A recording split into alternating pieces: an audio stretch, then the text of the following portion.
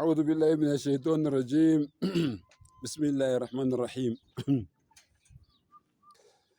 إن الذين كفروا سواء عليهم أأنذرتهم أم لم تنذرهم لا يؤمنون. Ngicela Allah angivikele kusathane ongathandwa. Egameni lika Allah onomusa onesihawu.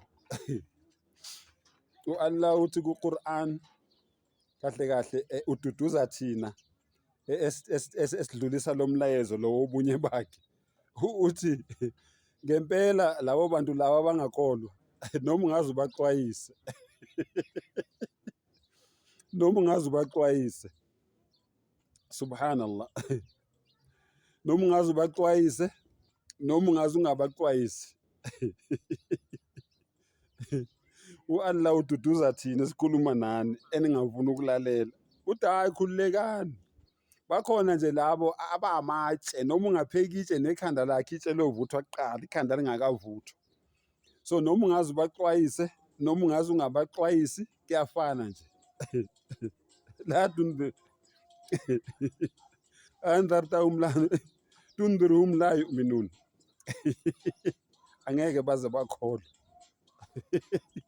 Angeke. Umdala uyanazi. Uyazazi-ke wena engikhuluma nawe, ekudala ngikhuluma nawe ngikubonisa ukuthi le ndlela oyihambayo indlela yobumnyama, kodwa awufuni ukulalela. Lalela ukuthi umdala uthini ngawe. Uthi umdali into eyenza ukuthi ungakholwa, uyazi ukuthi yini i-reason?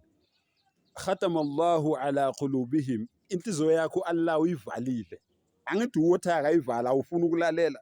Uthi Allah inhliziyo yakhe ngiyithungile, ngiyivalile, wena wabona ukuzipha uvalwa. Uthi Allah inhliziyo yakho ngiyivalile. Wa ala sam'ihim. Ngisho nokuzwa kwabo ngikuvalile, bayithulu ntswi ngivalile. Wa ala absarihim ghishawa. Nani namehlo bayimpumputhe, baphumputa bebhekile. Summum bukmun umyun fahum la yaqilun. Abezwa bazithulu kodwa indlebe ziyasebenza.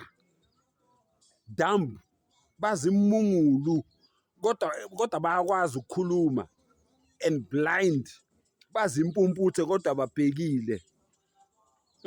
Sengathi umdala ngakusiza. Sengathi umdala ngakusiza.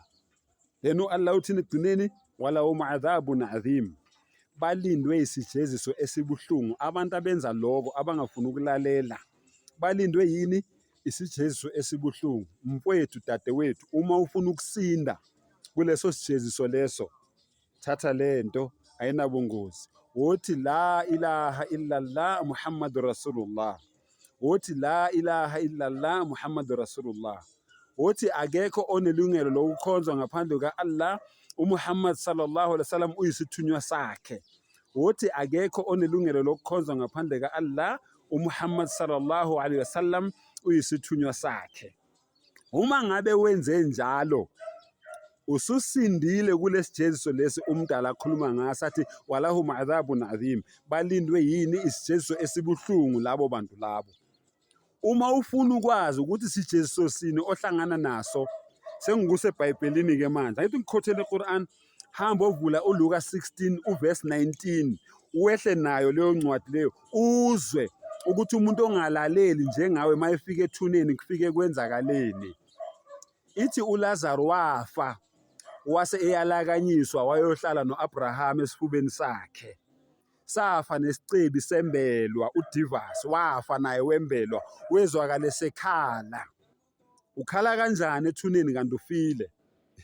Bafowethu, mawusuka kulomhlaba usayophila mawufika ethuneni. Kuya ngokuthi wenze kahle yini noma wenzanga kahle. Uma ngabe senze kahle siyokwelakanyiswa kahle njengoLazaro. Kodwa uma ngabe singenzanga kahle, ithuna liyofike likuphathe ngendlela ade wenza ngayo la emhlabeni.